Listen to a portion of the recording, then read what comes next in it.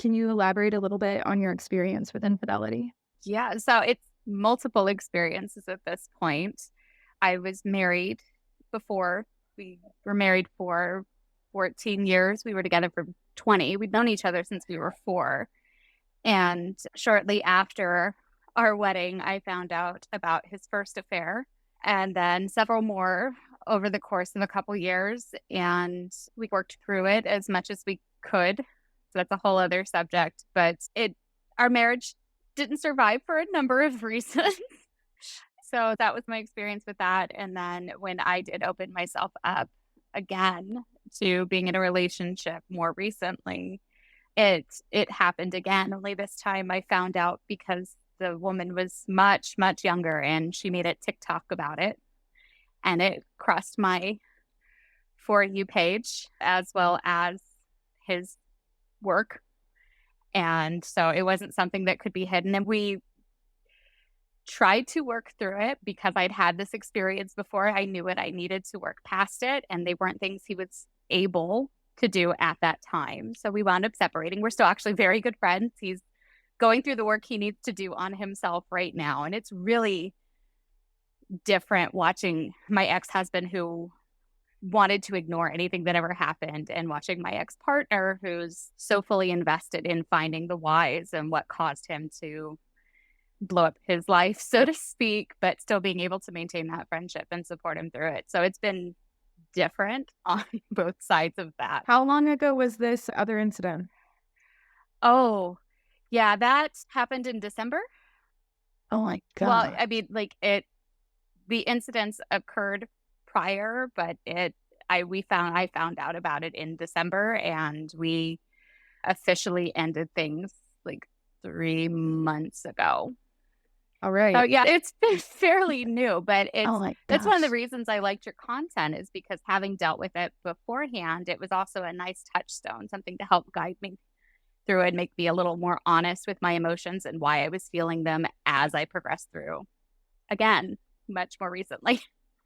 Can you tell me a little bit about what it feels and looks like for you to be honest with your emotions? So some of it is really understanding why I'm reacting the way I'm reacting.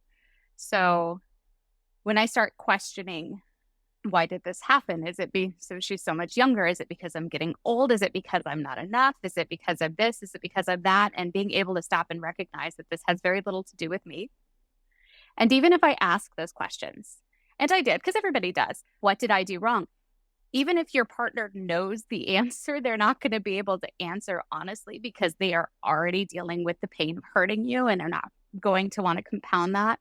But it was being able to get past that to recognize that it actually had very little to do with her. She didn't know I existed.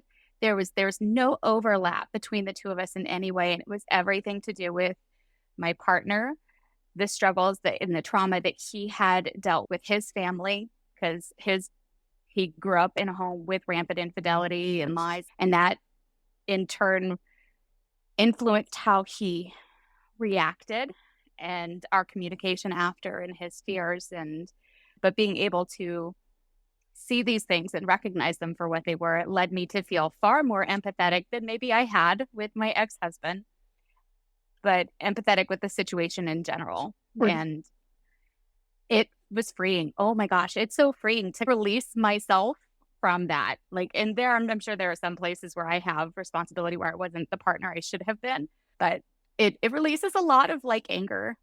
It just, Mhm. you let it go. You're like, yeah, it happens. Things happen. We're just not right for each other at this time. We're just not right for each other at this time. That is such a good statement for you to say as we deep dive into this conversation, because one of the things that you've shared with me is that you have been the lead counsel, I'll say, in your own community when Hmm. marriages of people you're friends with. Can you tell me a little bit about that? Yeah, I come from a military background. I know Stan's military, ex-military. Like we talked about that. I was a soldier and then I was an army wife. And infidelity in that community is very, oh, it's so strange Rampant? how it's rampant, but even how it's dealt with. I shared this with Kevin when we talked about it. So if the soldier steps out it's almost forgivable, right? Oh, well, they're so far away for so long and it's such a high stress, and you're expected as the spouse to get over it. You're expected to let it go and just move on. But if the spouse at home is the one who has the affair, it's tantamount to treason. It's especially when it was like in the height of the Iraq and Afghanistan wars. And like they sing cadence songs about Jody, about the guy back home sleeping with your wife. That's how ingrained it is into the culture. And Stan so sings that one. Stan sings that one. I prefer a yellow bird with a yellow bill, but that's dark in its own way. But yeah, he should sing that. That could be your new theme song. That's awesome. Don't even give him any ideas. I invited him onto the podcast and I'm like, look, I'm trying to protect you. I don't need your protection. No, but it's a really interesting thing. And so when we went through it, there was not a lot of community at the time. There was like a message board way back in the day, like survivinginfidelity.com. And that was where I got the most support at that point in time, because my ex-husband, he didn't want anybody to know. One, it could impact his career. And we got to a point where we could, but at the time it was like, it was something that could impact his career. It was something he was deeply not guilty about, ashamed of, because those are two very different things. Yes, they are. He was very deeply ashamed of his actions. And so he just wanted to make them go away. And so I felt the only support I had was with this kind of online community. And it was eye-opening for me to see marriages that were in work after.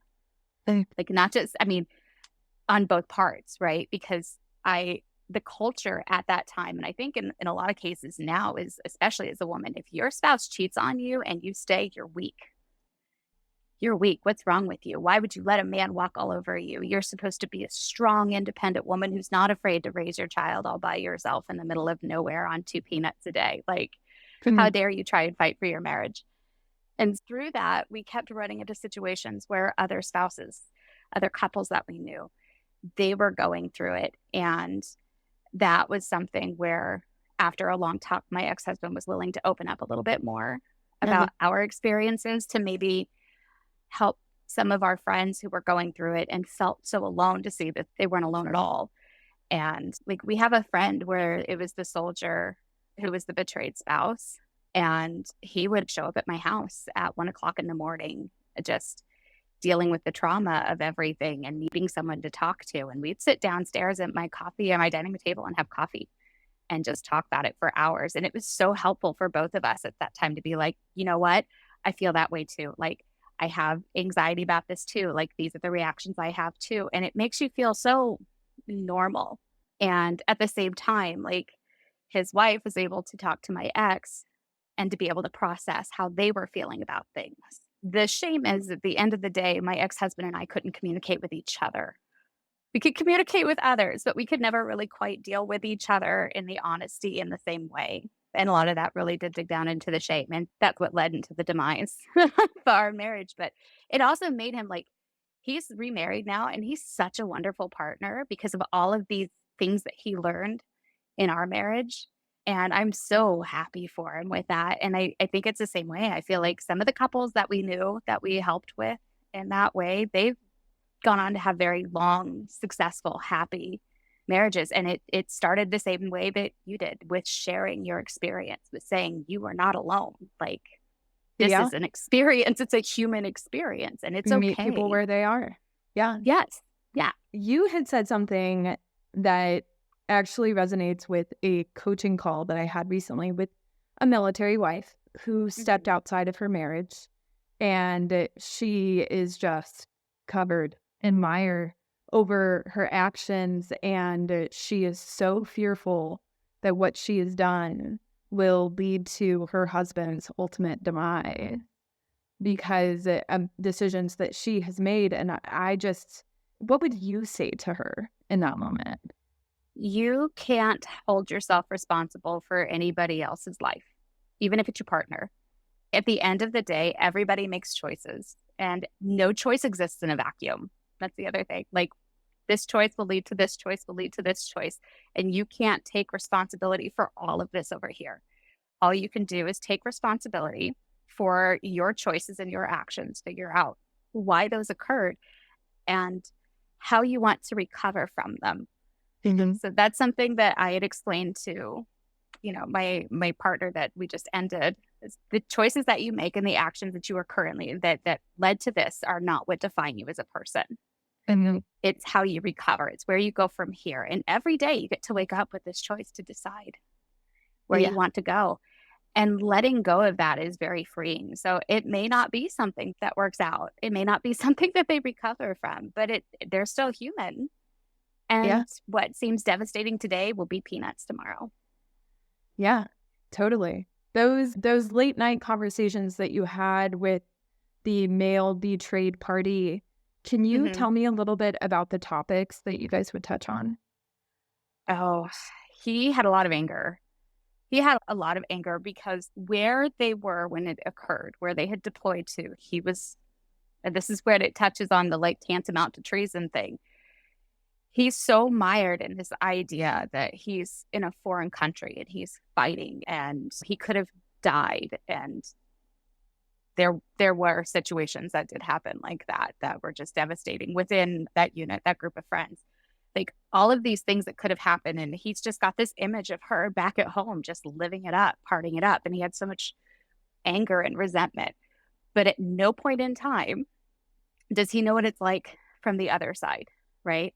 He's In not taking into account one, we're all very young at that stage. You go into the army fresh out of high school, 22, 23 years old max. She's got small children. She's been home by herself, millions of miles from family. Well, that's an exaggeration, but across the country from her family. She's got very little support. She has the spouse that she loves, but he's in another country. They're getting to talk on a Skype call like every 3 weeks. And at the same time, it's an underlying current that he's probably out there having an affair too. And so it's really easy to fall into this loneliness and this grief. And that's exactly what had happened. It's not that she was like, he was intentionally neglecting her needs. It was the situation, but it still happened in the same way that, like, my ex husband being overseas, I didn't intentionally neglect his needs. I was just not in a place where I could meet them. And that's what happened. It was interesting to watch him learn to untangle some of his post traumatic stress from being in combat, from the post traumatic stress of the affair, and process and maybe see things a little bit from her side. That's one of the cases where I thought it was actually probably helpful that it wasn't soldier to soldier and spouse to spouse kind of deal. You have somebody who's on the other side of it who gets it, right? Oh, yeah, because you understood what it was like to be the wife who Hmm. was apart from the person who was supposed to be meeting your wants and your needs, and you understood what it was like to be in that state of isolation. Yep, absolutely. And it's an extremely isolating scenario. Yeah. There's, I am very grateful that they were able to open up and start talking to each other and seeing the other person's point of view. Because, like I said, they've been married, oh gosh, about 20 years now. It's been Do about you 20 think years. do you think any two people can actually have the ability to have the type of honest conversations that are required to keep infidelity at bay? No, I don't, because not everybody is capable of being honest with themselves. And if you can't be honest with yourself, you can't be honest with anybody else. But on. Yes. Yes. And So, what do you think makes it difficult for people to be honest with themselves? oh, because you have to admit that sometimes you're toxic too. Mm. It's so hard. It's so hard. I fully recognize that. I understand. Like, I am a very emotionally mature person. I have raised my children to be very emotionally mature, but I have knee jerk traumatic responses left over from my childhood that it's a really terrible comparison. But you know how they say, like, your first thought, if somebody says something racist and you have your initial thought, but then you have your enlightened thought. And that's how it is. Like, when something happens, you have your first thought. That's how you're raised. That's like your initial trauma Your driven reaction reaction. versus your response. And then you have a moment to think and gather yourself. And so there are times where I don't want to be honest about how I feel about things because it hurts. It hurts to be honest with yourself. But if you don't, then you're never going to be able to get anywhere or have any kind of fulfilling life or be vulnerable and honest with somebody else either. And it's Mhm. scary, but vulnerability and compassion come from a place of fear and then moving past that fear.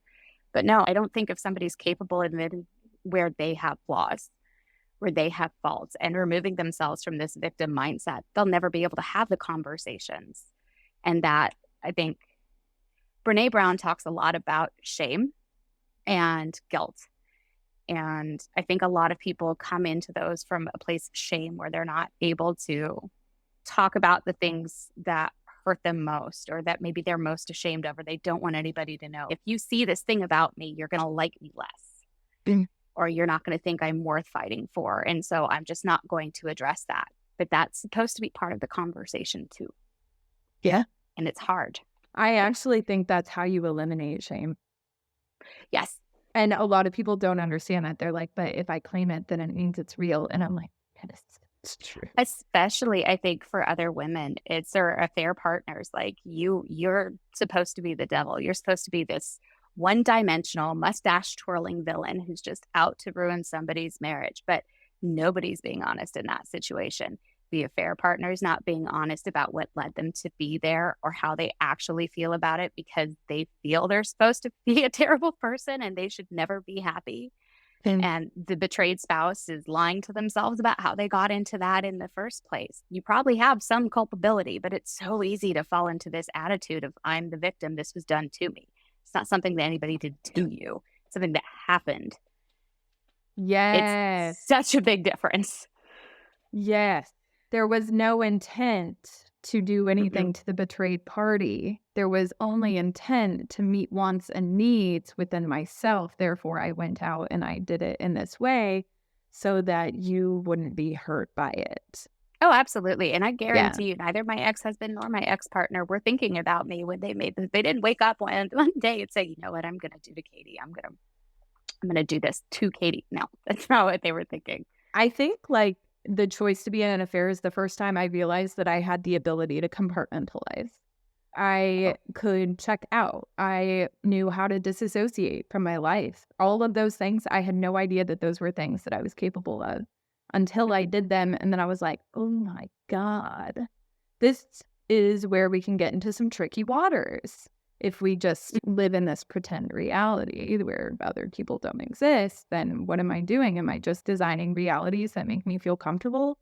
No, I want to be here. I want to be here now. And I want to know what it feels like to be alive, even when it's painful. Well, even on the other side of that's still your choice. Either way, when you're confronted with that, you get to decide is do I and that's the other thing is I see so many people talk about I'm a good person, I wouldn't do this, but you're not doing that for somebody else. If you say if you meet somebody and you have this connection that you want to explore and you choose not to do it, it's not because you're such an amazing Mother Teresa person. It's because you yourself do not feel prepared to contend with the emotions that would bring. It's still a selfish choice that you're making, whether it's a good selfish or a bad selfish. It's still about how you're going to feel at the end of the day. Oh, yes. I remember one time, and maybe you had commented on it, but I was like, even the act of being selfless is selfish. Oh, it is. And yes. And everybody was like, oh my God, no. And I was like, yes, it is, because you're serving whatever priorities you have inside of your own head. And if you have somebody else as the priority, are you really there? Like, how does this serve me? I remember that because the guy was talking about how his marriage was so perfect because he only ever thought of his wife and his wife only ever thought of him. And that's great. What happens when one of you doesn't feel like your needs are quite being met? Because then one of you is going to be left. I always take it to the extreme. I feel like I've had so much death in my life. So grief is, I just partner with grief all the time. And I'm like, here we go, cheerio. But I was like, what? So you think of her always. She thinks of you always. What happens if one of you dies? Then the other person doesn't exist? Your needs aren't going to be met because they don't exist anymore? Even beyond that, I don't want to be in a relationship with a person who is incapable of addressing their own needs. I don't want that kind of responsibility. I want you to be happy on your own. I want you to be happy, and I want to accent your happiness and support you through that, Mhm. but I do not want the responsibility for that. Like, Yeah. it's hard enough taking care of me. I used to tell my ex-husband all the time, and it was something he hated when I said it. I don't need you. I want you, and I do not Mm. want to be in a relationship with somebody who needs me. I want Oh, to be yes. wanted. And that that whole culture is so hard because it forms your like so like your coaching call, that's probably her a big portion of your identity when you are removed from your home and your career field and you spend your whole life chasing this person around for their career. Your identity forms around them. And so the prospect of losing that identity, even if it's not something you actually want, it's terrifying. For It's sure. absolutely terrifying. It And is. after that, I could never do that again. And I just want to say something about that. Losing a portion of your identity isn't always a bad thing. Sometimes, me and Stan, whenever we were in the affair, we were at a very popular workplace and I loved my job. My entire existence was my job. And I found a lot of validation in that through Stan. And Mhm. then when it was time for the entire world to crumble around me, I was like, oh my God, I can't be here anymore. I'm worthless. I won't have this employer that means so much to me. And I was like, oh shit, it's not my employer who gives me value. It's my skill set and experience. And I actually add value to the company that I work at. Yep. And it was a whole turnaround for me because then I was like, oh shit, look at my cool ass resume. And like walked in, got new jobs, and had my pick of the lot. It really was Mhm. my mindset in where my value lies. Does my identity really lie in this workplace? Or is it the fact that I receive a lot of gain and value by attributing myself to this company in this way? And it changed everything. One of the Mhm. things that you had touched on that I want to go back to, which I do not want this to turn into the blame game. I don't think that the Oh. blame game serves any purpose, but you touched on betrayed spouse's culpability in Mhm. the state of the relationship that encounters infidelity. Can you comment a little bit more on that? Yeah. So marriages don't become issues in a vacuum. They really don't. Even on either side. My best friend is going through a divorce. He's a man. And I'm watching him go through this divorce, and I am watching how he is treated. And it's so eye opening for me, but I think it's a great example because as women, we all know a woman who was not seen by her spouse, respected by her spouse, voiced their needs repeatedly, and had them ignored by the spouse. And when it's a woman, it's absolutely, you know what? You deserve better. You go do better, right? But it's a man. And so he spent 2 decades begging to be seen. This is what I need. This is how I feel. And being told, especially as a man in the Midwest, suck it up. You're not allowed to feel. You need to lower your standards. He called me one time crying after a therapy session because the couples counselor, and I actually brought this up with my therapist because I was so flabbergasted. The couples counselor told him that maybe he just needed to lower his standards and accept what she was willing to give. She would never say that to a woman. And that's it exactly. That's it exactly. That created, and I'm a mother of sons. I have daughters too, but I am a mother of sons. And I think about some like what my kids are going through. My son is in Korea right now and he's having the darndest time because he's my kid. He's going to tell you how he feels. He's going to figure out why he feels that way. He's very emotionally open and mature. Mhm. And he keeps getting told, can we not talk about that? I don't care how you feel. Like that's really weird. And it's shutting him down. But I think a lot of times we have a tendency to do that to our partners, or we get so lost in the day to day, the picking up the kids, who did the dishes, who's going to do the laundry. We have dinner with my parents that you stop sometimes listening, and nobody deserves to live a life where they're not heard. If your spouse is looking at you, whether a man or a woman, and saying, I need time with you, FaceTime, I need physical touch, the response should not be, listen, I've been with people all day. I don't want to be touched. I don't want touch them, touch them. If they got into a terrible car accident, like you said with death, right? If they got Yeah. into a terrible car accident tomorrow, are you going to regret having not cuddled with them on the couch for 2 minutes? Right? Right. What's It's it such going a to thing. cost me? What's it Exactly. going to So, cost me? and when you get into that, and then your spouse goes outside of the marriage to meet their needs, instead of recognizing, what could I have done? What did you tell me what you needed and I ignored you? Did we try this? Did we try this? Instead of having those conversations, it's an immediately, how could you do this to me? How could you not be there for me? You're supposed to love me. You're supposed to do this. You're supposed to do that. And then the vitriol spews outward. And very rarely at the spouse. It's always at the affair partner, even though that person has zero culpability in your marriage. And I know it's because, one, you're angry because of the comparison, because you want to know, what does this person have that I don't? And so then you get all stalkerish. But also because it's hard to be honest with your anger with a partner that you're trying to repair things with. And if you come at them with the anger, they're not going to want to have those conversations with you. And it's just this big, stupid mess. And sometimes it's not anybody's fault. It's really not. Sometimes people just make mistakes, or they felt lonely in the moment, needed validation, and didn't know how to ask for it. And that happens. But if you want to affair-proof your marriage, you need to pay attention to your partner and never stop listening. Never stop listening. And I think that's where things get really vulnerable. Like when you met Stan, I'm sure you guys had all kinds of conversations about everything, right? What's your favorite color? What's your favorite food? What cartoon did you like? What is your favorite dinosaur? We didn't do the favorite conversation. We did what is your experience in life been this far? And we had really gotten into the depths of, I think, each other's experience. And we were so drawn to how the other person had handled their experience in life. Stan finally said this out loud the other day, just marveled. He goes, I fell in love with you because of your emotional intelligence. And I was like, well, I already knew that. Honest and genuine curiosity about each other. And I think that goes away for some people after a while. And then you stop feeling like you matter. You are not the same person you were 10 years ago. I'm not the same person I was 10 years ago.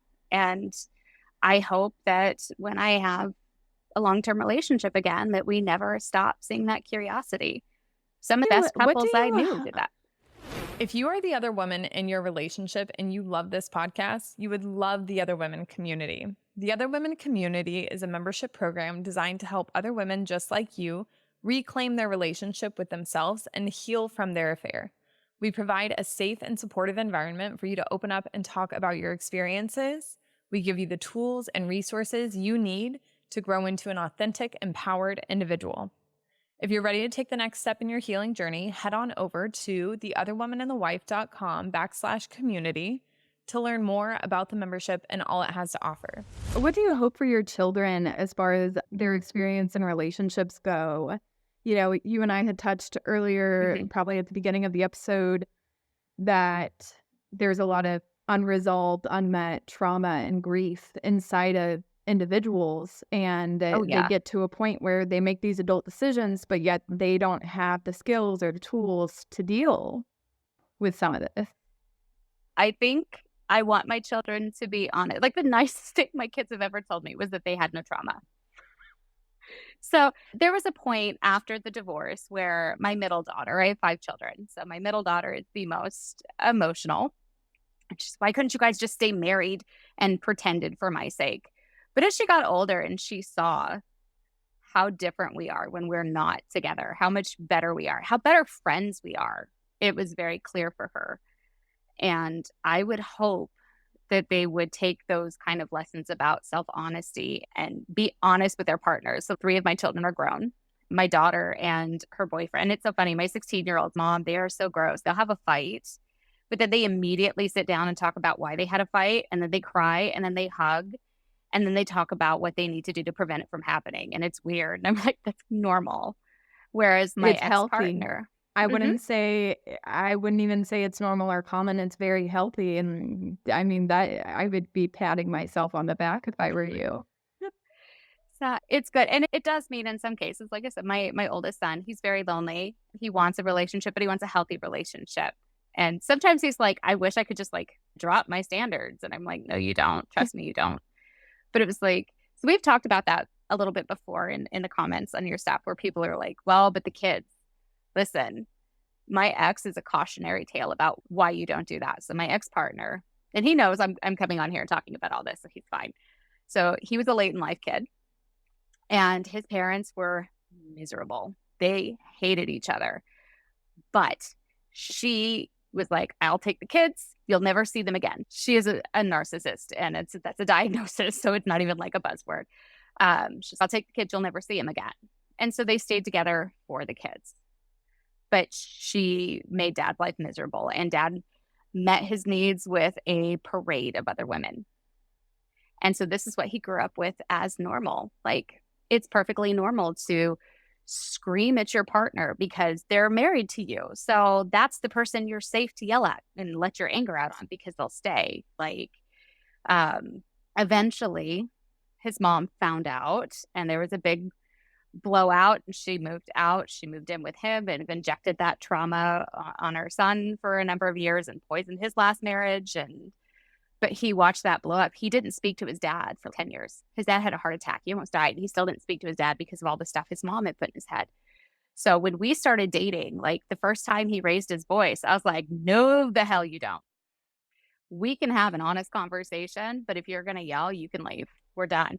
And it just brought him up short. And so we had to start having a lot of conversations about open communication, about just tell me how you're feeling. Are you frustrated about this? Do you feel insecure about this? Then just convey that to me because I'm not going to get it because you're screaming at me about cereal. I don't care. And if Mhm. you back me in a corner, I'm probably going to say much worse. I'll feel terrible about it, but I will. That's my self honesty. I know where I'm toxic. But we've talked about that later because when everything happened, I had caught wind that something was happening because he's military too. So it was a Mhm. different thing. And he was leaving for a year to go to South America. And I asked him point blank, who is this person that's texting you? And he said he made up a story, but I believed him because this is what he told me. And you get this little niggling fear, and you just, well, I have the choice to be paranoid about it or just believe, and then we'll go. Well, then she started making TikToks because, like I said, she's very young, and there was an investigation. And so when the investigation happened and he knew I was going to find out, he still stalled for time. He still lied about it. And I had to ask him, hey, I live in this community. I know all of these people. I am also aware of this situation. Now I'm giving you an opportunity to explain your side of it. And so we had that conversation, and it was very much a, if you want to make this work, I will need honesty. And I'm going to tell you, I'm going to be upset sometimes. I'm going to get angry. I'm going to have anxiety. I'm going to have questions that I'm not thinking of right now. But what I need more than anything is all of the truth up front, no questions asked. And he said, absolutely. And then avoided me like the plague for like 3 months. That avoidant attachment. And that's exactly what happened because when his mom found out, she lost her mind and it blew up. And he was so scared of this happening again. And he had so much shame because he had done this thing that he had hated his dad for. And his dad was not in a position to give him any kind of counseling on it. So by the time that we had reached a point where he had recognized, hey, I need to deal with this, I went ahead and I'm talking to a therapist and I'm putting things together. And then unfortunately, it was my turn to say, I'm so sorry. We had the opportunity to fix this. I told you what I would require to rebuild that trust. And I have fully detached at this point. And I want the best for you. And I'm happy to be your friend. I cannot be in a relationship with you anymore. And it was devastating for him. It was absolutely devastating for him because, like, for him to have this epiphany, oh my God, everything's going to be okay. It's not. It will be okay, just not in the way that you had maybe thought it would be. And I don't ever want that for my children, right? I never want my actions to impact them and cause them to make decisions or be dishonest with themselves in a way that could harm them. Like it's just continued and ongoing fallout. So my ex-husband and I are honest. Like, my kids know what happened. They're aware, because at the same time, it'll gives them freedom to forgive themselves. And that's a huge thing, I think, for kids, to see their parents make mistakes and work past it and be able to be friends. It's also important, I think, for all of them to understand you could think your partner is the greatest thing on the planet and the best person in the world and still have to be very protective about your sexual health. That's a whole other thing. But I just want my children to be honest when they make mistakes. I want them to be honest when they succeed in life. I want them to be honest with themselves and know that it's okay to screw up. It's okay to recover. This is America. We love a comeback story, right? It's fine.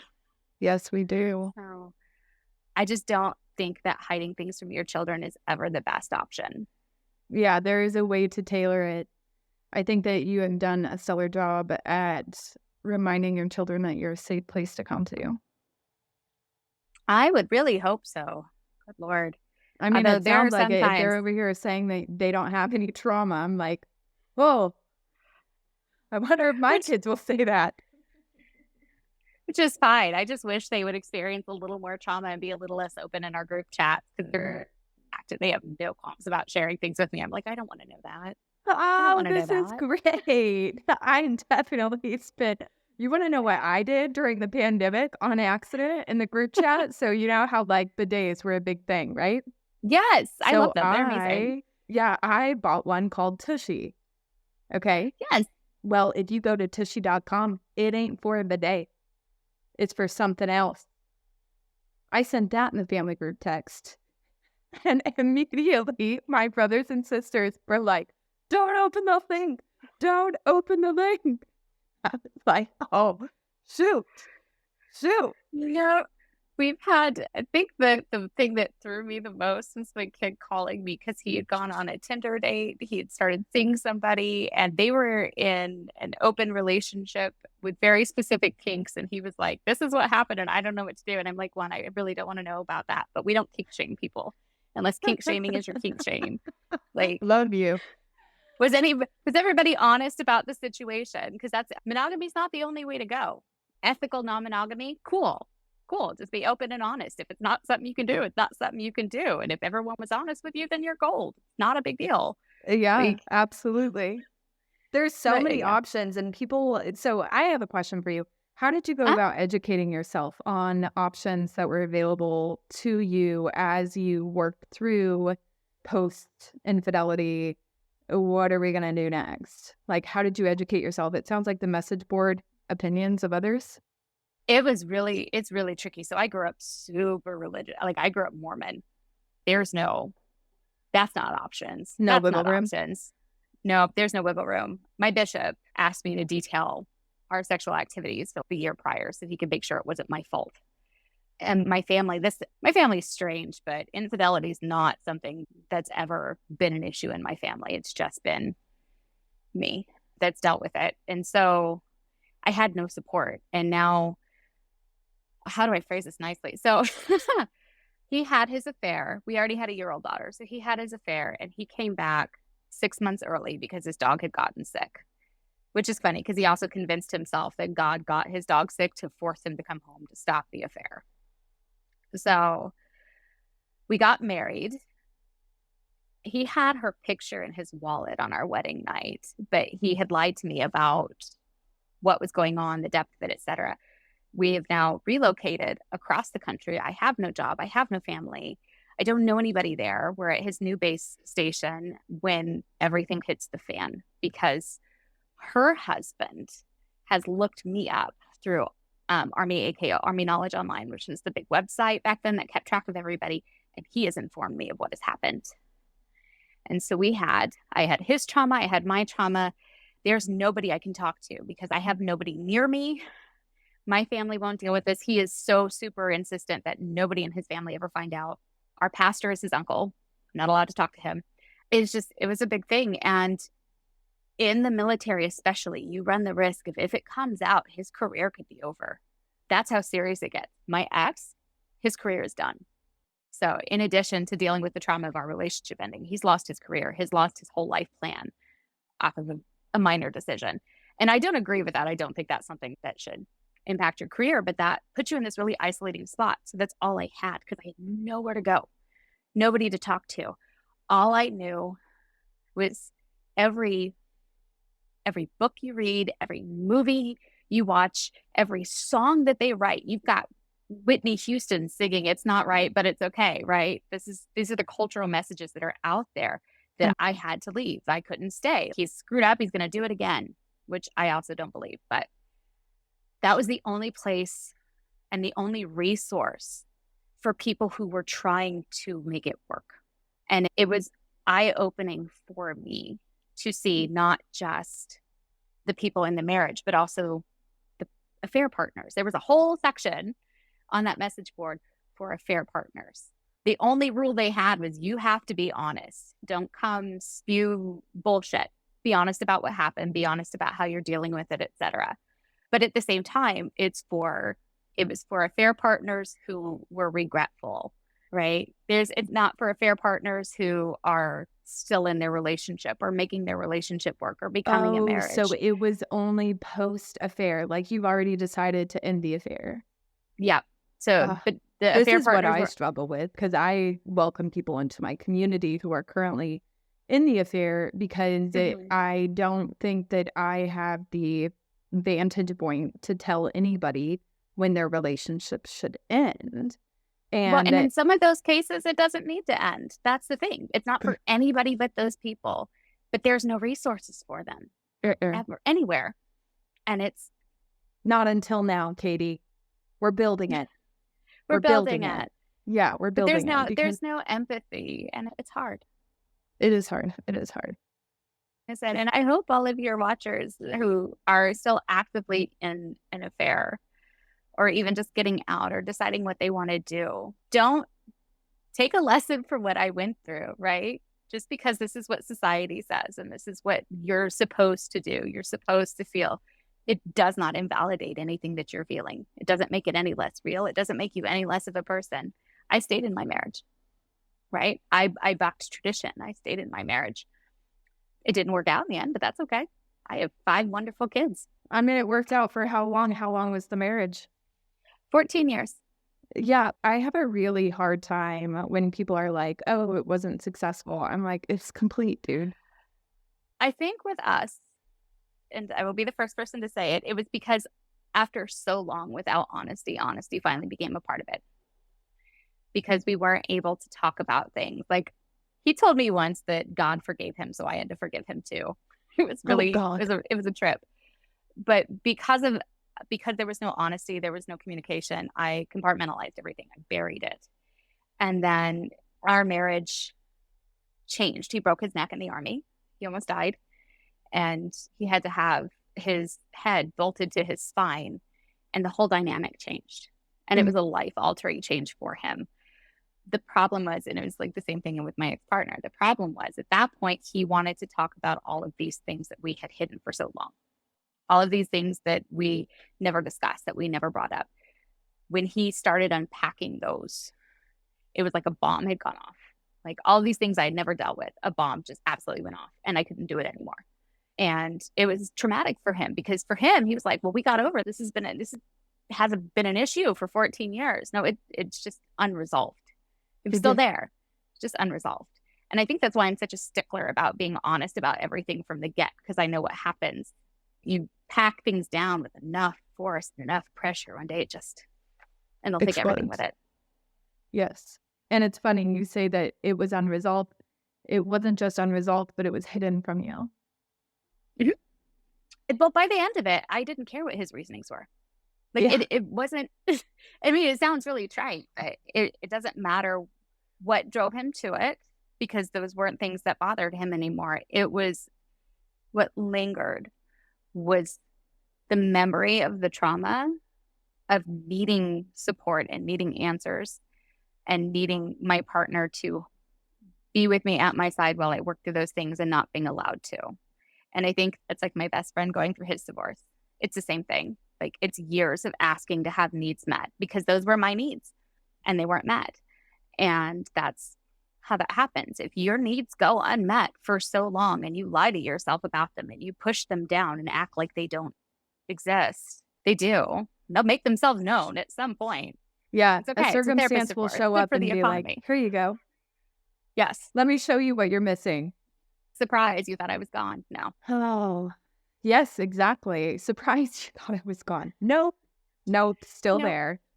As you watch your male best friend go through the complexity of divorce, I'm struck by how long people stay inside of a marriage and continue requesting that their needs be met. What do you think is the optimal amount of time that you give somebody to actually respond to requests that you are making? I think it depends. In his case, I don't think it should have ever gotten to that point. He married her after they had been together for 15-ish years, hoping that would be like, if I give this to her that she wants, then now she'll. No, that's not what happened. I think people get married for the wrong reasons. And I think people who are wholly incompatible get married a lot of the time and they won't just admit that they are not compatible. If you are a person who knows, I need touch, I need communication, I need to be heard, and your partner does not do any of those things, and you have addressed it and it hasn't changed, and you've said, hey, this is an actual serious, this is not me like, can you hold my hand a little bit? No, this is a serious need, and they still won't do it. That's it. That's it. Yeah. There's no reason to keep fighting. If you give somebody 2 chances, and that's as far as I will go at this stage in my life, because I don't care. Like, I am not afraid to pack up everything and go. Like, I got me in mind. We're good. If I tell you what I need and you don't listen, the first time I'm gonna say maybe you didn't take it seriously. But if I tell you I'm serious, this is what I need, and you still won't do it, we are not going to bring each other anything but misery. And I am not willing to compromise who I am as a person in order to settle and go from there. And too many people do that. They settle with this possibility that maybe things will get better. And I had seen something the other day and I called him on the phone and I read it out loud. So I was like, you need to hear this, because he's been grieving. And it's weird because he feels like he's not allowed to grieve, right? Because it's turned into this like huge thing, because everybody's thinking I get so mad watching how people treat him because he's the man who's asking. Because that's the other thing. Men are apparently not allowed to ask unless there's sex involved. Either she's sleeping with somebody else or he's sleeping with somebody else. Those are the only acceptable reasons for a man to leave, but a woman can leave for whatever. But I called him and I read it to him and it said, you need to let go of the idea that it could have been any different, because that's the thing that screws with people the most. It's what screws with you when you're the affair partner. It's what screws with you when you're the betrayed spouse. It's what screws with you in every aspect of your life, is you just continuously mourn this possibility of what could have been. And I think That could that's not have actually been. the delusion. Mhm. People say that people in affairs are delusional. I'm like, okay, sure. Call me delusional, however you want to label me, you can. But the delusion is actually holding on to an idea of what something is supposed to be, rather than letting it go and appreciating it for what it is and changing your course of direction accordingly. Yep. If it was supposed to be that way, it would have been. But it's not. So clearly it wasn't going to be. Kevin once told me something that really freaking struck me. He goes, everything in the past was meant to be. Mm-hmm. And I was like, oh man, that's a hard one. That's a hard one. The bestie calls it the gentle nudge of the universe. Sometimes you see it in time and sometimes you don't. But yeah, I am so grateful for the things that happened to me. Betrayal is painful, but it's kind of like cutting out the worst aspects of myself. It forced me to be honest with myself about who I am, about what I wanted, about what I was willing to accept for myself, about what I was willing to model for my children. And I would not go back in time and take that pain away from myself if given the opportunity. I would make different decisions if given the opportunity, because I like who I am and I like where I am and I'm happy with that.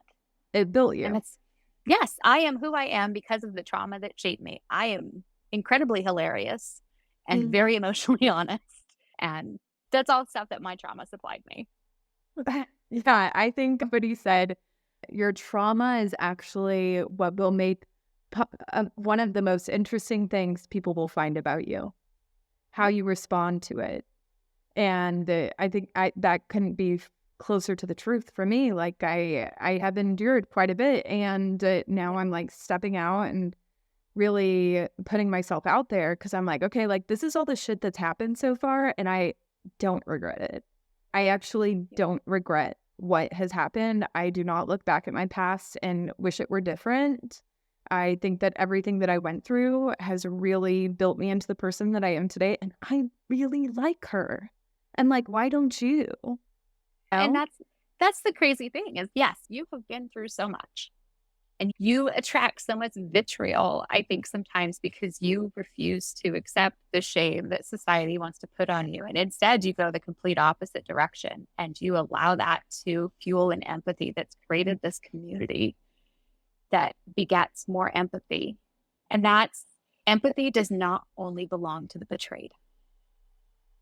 There is nobody in an affair situation that comes out unscathed. And empathy is deserved by all. oh man, you're good. You're good. I Katie, know. Fun for a chick who just paints Warhammer figurines on her TikTok. is that what you do? Warhammer figurines? Yeah, they're just Okay. little figurines about this big that I just paint for self-therapy. I had suggested the other day to one of the girls in the community, I was like, you need to go get a puzzle. And they were like, fuck that.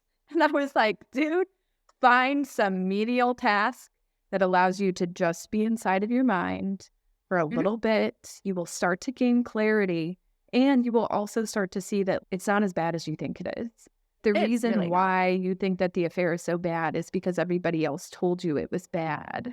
But Right. truly, it's a poorly timed relationship. And if the purpose of a relationship is to discover more about yourself, okay, discover it and let's move forward onto a different path, one with authenticity baked in. And that kills me. Which is the more toxic relationship? The one where you have a spouse who ignores you consistently all of the time and berates you or doesn't support you, or the one where it just happens to be outside of the marital bond?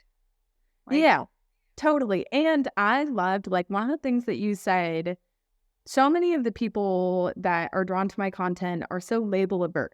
They don't want the negative labels assigned to them, right? And I'm like, I'm not going to assign any labels to you because it literally serves no purpose. You actually need to tell me who you are so that I can help understand what it is you're grappling with. And you even being like, okay, yeah, I know my toxic behaviors, back off with their mind to manage. Like, I absolutely love that about you. Because well, you know, that's the Army background. The green cancels the red flags. It's color theory. oh my God, Stan's going to love this episode. He's going to be like, there's so much military in it.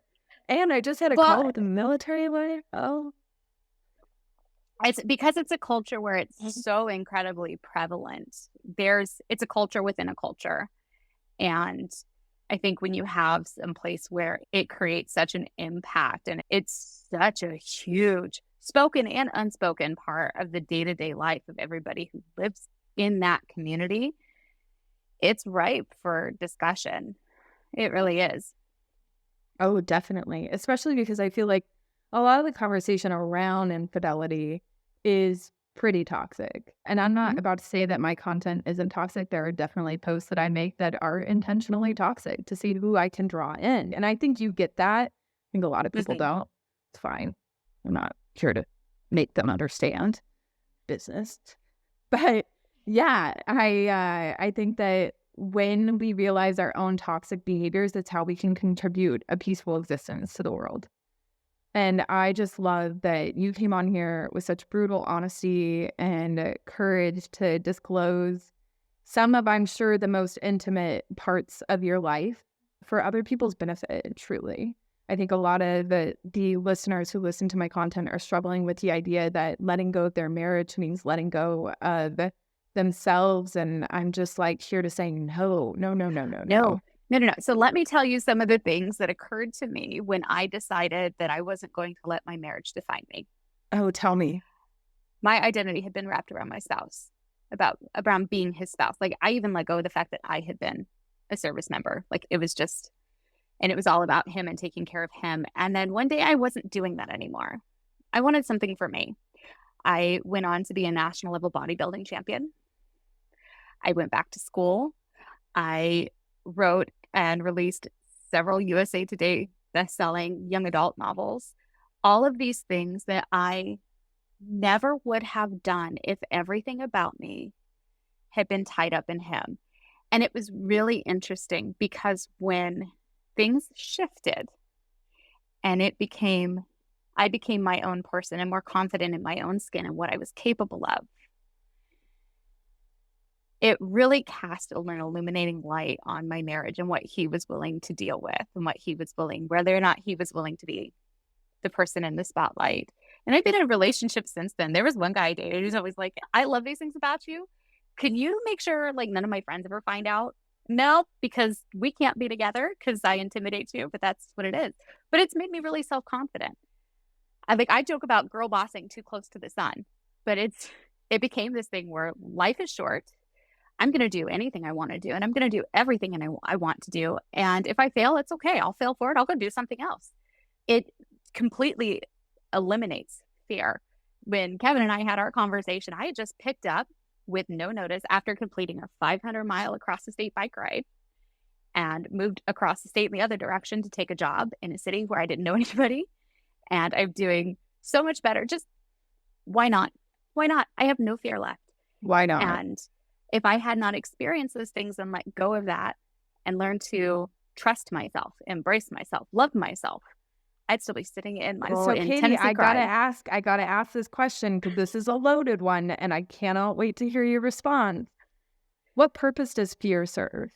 Oh, it's supposed to keep you from harm. You get into a situation and it's supposed to prevent you from going into that situation again. But what it does is it becomes cage. 2 years ago, I was riding my bike. I had just learned how to ride my bike. Lived in California and Texas, all over the world. I haven't lived in a lot of bike-friendly places. I live in Iowa now, and that's all people do here. You ride a bike. I was out riding my bike, and I got hit by a car. Broad daylight.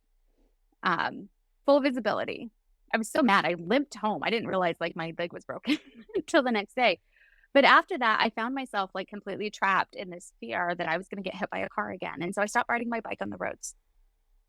And eventually I got tired of being limited to bike paths, to like big group rides where I was insulated, and I missed the freedom of just getting on a country road and just going. Because I don't care. There are going to be people watching this who are like, bikers don't need it. No, shut up. I'm allowed on the road. I pay taxes too. Stan, I hope you're listening. Shoot, you better listen, Stan. So I realized that fear of that trauma that I'd experienced, while beneficial in a way to make me more aware, like there could always be somebody coming behind me, whether they see me or not. The person was on their phone texting. It was a hit and run. It was terrible. But it prevented me from continuing to do something I loved. And so I started doing it again. When I started bodybuilding, this is going to be really dark. I started bodybuilding because I used to go to the gym and I was sexually assaulted in the gym. And then I was terrified to go back in the gym. And then I got mad about it. I was like, fuck this. I'm taking this back. This was mine. And it was hard. It was hard at first. Like I had to have a ball cap. I had to have earbuds in. I had to be very careful not to be hyper focusing on everybody around me. But I took it back.